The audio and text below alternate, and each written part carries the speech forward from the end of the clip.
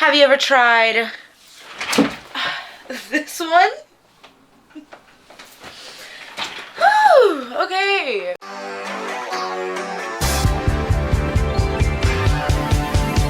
Hello, fellow yappers. It is Yari here, YB Yaps, if you're nasty, or if you just know how to read my channel name. But, welcome, or welcome back to 600 of you. 638 have watched my first video that I posted with my face in it properly on this channel, and I just want to say thank you so much. I genuinely thought that max over like a month it would get like 50 views, just 50. The fact that it's 638 is genuinely insane to me. I don't think I know how to process it. It's like always supposed to be like, oh my god, 1 million people, that's a lot of people. 638 is a lot of people. That's a venue, babe. Like, it's a whole venue. All I have to say, thank you so much. There's more videos to come, like the one we were filming today. If you can't tell by the kissy marks on my face, or if you watched the ending of my last video, you know we're here to talk about Sabrina Carpenter. Okay, let's get into it. 114 subscribers, like, y'all are crazy. In today's arguably shorter yap sesh than the one we had the first time, we're going to be talking about how Sabrina Carpenter kind of de-infantilizes girliness. What does that all mean? Just keep watching. Don't be so impatient. We're going to just talk about how she does it through her brand, her music, her style, her fashion, all of it. So let's yap about it, shall we? Chances are, if you clicked on this video, you know who Sabrina Carpenter is. She's a global pop sensation who rose to fame? Rose Nyland? Rose from Titanic? Rose. She is a global pop sensation that reached insane levels of popularity and fame last year with her hit songs Espresso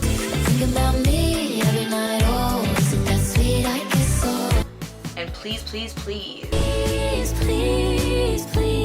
Don't prove I'm right. You've heard them. You know, too bad your ex don't do it for you. That's that Me Espresso. And if you don't know it, you do know. With the hot guy, but he looks gay. Heard his name's Domingo. You know it. So you know Sabrina. Now, not to brag, and that's not the point of this video, but I mean, I'm just gonna say, I did see Sabrina in concert. I did. I saw her when I went to Golf Ball last year, because Golf Ball always falls around my birthday. Yes, June 9th, thank you for asking. And I saw her from super far away. That's okay though, because I was the only one who knew a lot of the lyrics, songs like Vicious and Read Your Mind and maybe Fast Times, but people were already here for Espresso and Please Please Please. I don't care. Wait, was Espresso out yet? Yeah, it was. But still, I still had a great time. I screamed my heart out. Yes! And you can't say that. I can, unless you did go watch her and you were one of the people next to me. But that's neither here nor there. Before her rise to stardom with Espresso, she had started to gain popularity with her nonsense outros. So she had a song, amazing song, called Nonsense, and at the end of each show when she would perform this song, she would kind of change the outro of the song to match whatever city she was in, whatever venue she was at. I'll insert some clips here. You are texting back, it's such a tough call. That won't fit inside me, bro, I'm done small. People who hate pride can suck my gov ball. He is 30 rock hard cause I said hi. My sense of humor is, but I am not dry. SNL, I just came for the first time. BBC said I should keep it PG. BBC, I wish I had it in me. There's a double meaning if you dig deep. This was kind of an introduction for everybody who was like getting their eyes on her, that she can get really raunchy, she can get a little sexual, she can get a little skimpy, but nothing too crazy. And then when Short and Sweet came out, we had lyrics like this one. I'm so fucking horny. From a song all about getting pregnant. And let's just talk about it real quick. Emails I Can't Send, especially the deluxe, Emails I Can't Send is arguably it's such a good album. She starts it off so strong, she ends it so strong, especially with the deluxe. I love Things I Wish You Said. I love the deluxe of Emails I Can't Send. I do like Short and Sweet a lot. Do I like it more than Emails I Can't Send? No. I think Emails I Can't Send is like still elite. Short and Sweet is amazing. It's amazing, but preference, in terms of my personal preference, Emails I Can't Send. But moving on, Espresso was/is a true masterpiece. It has cheeky, tongue-in-cheek lyrics, like "Too bad your ex don't do it for you," "Walked in and dream came true to it for you." Like, it's silly, it's fun, but it also, again, like I said, has a little introduction to Sabrina's sexiness, and that was just kind of like her brand. Her music video was super like, "Oh, I'm so sexy, I'm so cute," but that's where we kind of get into infantilization and how this all connects. Not to get too studious, but I'm gonna have to pull up a dictionary. The definition of infantilize, or to infantilize someone, is to treat someone as a child or in a way which denies their maturity in age or experience. That is just some way of being like, you treat someone like a baby. You see them as a child. You see them as a younger than thou self. The concept of infantilization can be seen in TV tropes, and I know I was just spending a whole video talking about them, but I am so passionate about them. That's neither here nor there. But you can see them in TV tropes, like the sexy baby trope. So think of Kat Valentine. There's a YouTuber called Tron who made a really good video about the sexy baby trope, used some good examples, and I think it just overall just kind of encapsulates how it's portrayed in certain TV shows. It's basically just, she's so stupid and she's so like, I don't know anything about the world. Super high-pitched voice. However, so dressed so sexily, and it's just very like, you can't help but like side-eye it a little bit, because it's like, why do you want a grown woman to still be sexually appealing while also acting like a child? You can also see a similar kind of trope in like the grown baby type of idea, which is basically, you know the movie Life Size with Lindsay Lohan and Tyra Banks? Tyra Banks is meant to be like a life-size doll, hence the name, and she doesn't know anything about the world, and yet she is a grown woman. So she has the knowledge of a child, which is like nothing. She's very innocent, yet the body and the appearance of a woman. Again, very, very close, very close. While TV tropes are not always real, you know, it's really mostly caricatures of a type of personality, especially in sitcoms. However, it's still based in some form of reality, and I think with my last video we learned that that kind of like bleeds into the way that we see ourselves as women. And this is the same with infantilization, where I have been guilty of this, where like a lot of women infantilize themselves or like dumb themselves down in order to seem less threatening to other men, or other men to men, and they kind of just want to be like, oh, I don't know anything. They make themselves so hyper cute and baby-like, where they can't, now they must depend on the man, and the man just eats that shit up, which is fucking weird. Why are we not allowing ourselves to exude our intelligence? Why must we be dumb for us to be desirable? Why must we be babies for us to be desirable? I'll wait. Okay, so alongside this, when women dress super girly, like in frilly dresses and the color pink, which I fucking love. Look at this. You can see my curtain here is pink. I have her name, I call her Cake even though I know she's my Melody, but isn't she cute?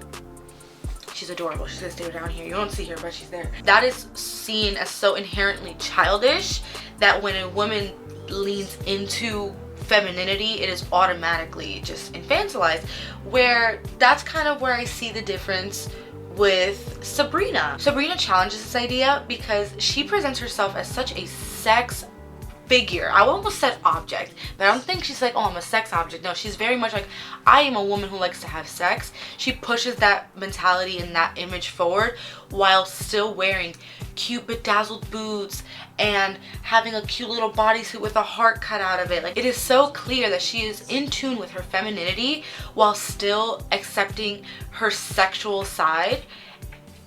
And to that I say hoorah. Like, so many people have described her as kind of like, she operates out of the female gaze. Like, this is literally for the women, for the gays, for the women around the world, the girls and the gays. This is for the girls and the gays. If Sabrina were pushing her brand to be more for the male gaze, her image would look a lot different. It would look a little bit more like a traditional sexy singer would look. And this is where I bring in my GOAT, my top dog, my Glinda, Ariana Grande. Let's be very clear right now. I know the girl isn't perfect, but I love Ariana Grande.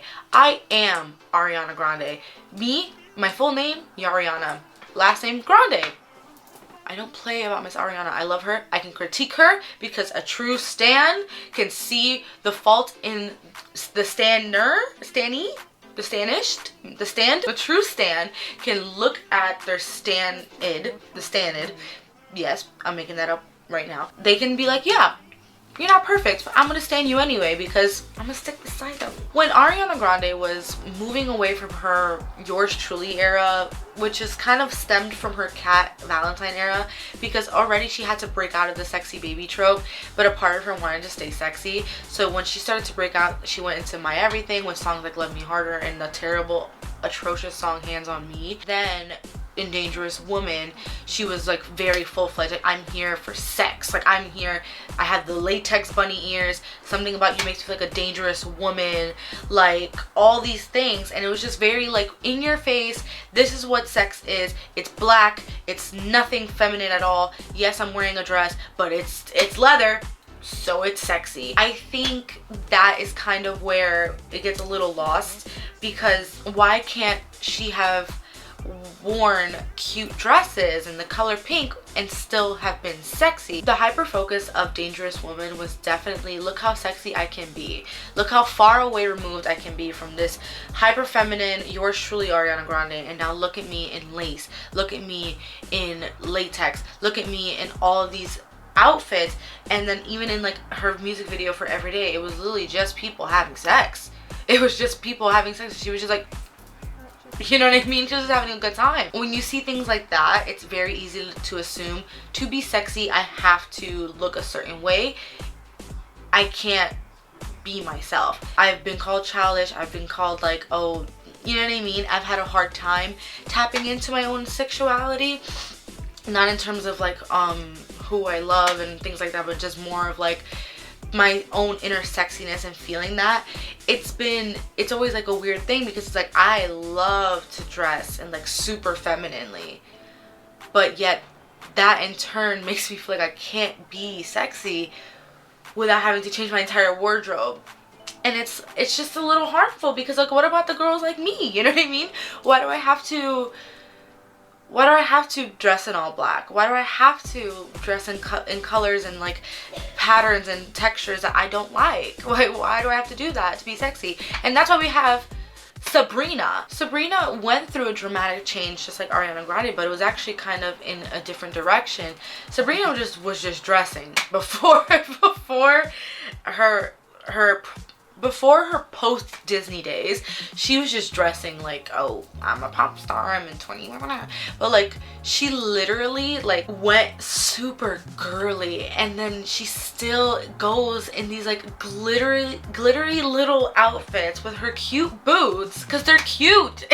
These cute boots with little hearts cut out of them, going onto a heart-shaped stage going, have you ever tried this one? And it's a bunch of sex positions.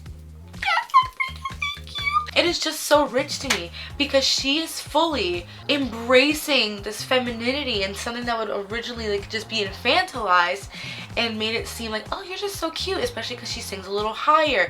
But it's so refreshing to see. I'm not saying she's making it her whole personality, there's nothing wrong with that. However, what is wrong here is that you can't just dress as yourself, you have to dress as a sexy woman. But why aren't all women sexy? That's where my point lies. Why do you have to become a caricature of what a sexy woman is for you to be considered a sexy woman? Now, I'm gonna be very clear. It is so easy to argue, well, Sabrina's infantilizing herself by dressing super femininely. First of all, why does femininity have to equal baby? In her interviews, it's more than just your dress. in her interviews, she doesn't like put on like a higher voice. She doesn't try to be like, oh my god, I don't really know. Like, she is very authentically herself, as like, you know, herself as in her pop persona, because no celebrity is truly themselves. And she's very just frank. She's very frank. Like, hey, this is me. This is real. This is me. It's exactly who I want to be. I'm gonna let the world light shine on me. Oh my god, I can't believe I forgot those lyrics. She's always knowledgeable about what she's singing. Like, she's never like acting like, oh, me? I didn't say have you ever tried this one. I said have you ever tried this wonton? Like, you know, she never denies that she likes sex, and she doesn't treat it as like a, oh, I could never, you know. I think you guys get what I'm trying to say though, because I feel like all 638 of you are like on the same wavelength as me. I'm still not over it. Thank you guys. It is a very fine line to walk in terms of infantilizing yourself, but she walks it perfectly, because yes, you can still dress femininely and still like sex and not have it be like a, you know. And a lot of this ties into my last video that 630 of you watched. It's just kind of a reoccurring theme that women can be more than just one aspect of their personalities or their likes and dislikes. And it's the same thing with Sabrina. You don't have to dress in all black to be sexy. That's something I'm still learning. I'm still learning to feel sexy in my own skin, instead of a skin that it feels like I have to step into in order to find myself and for other people to find me sexy. I just cooked. Oh my god. Get this.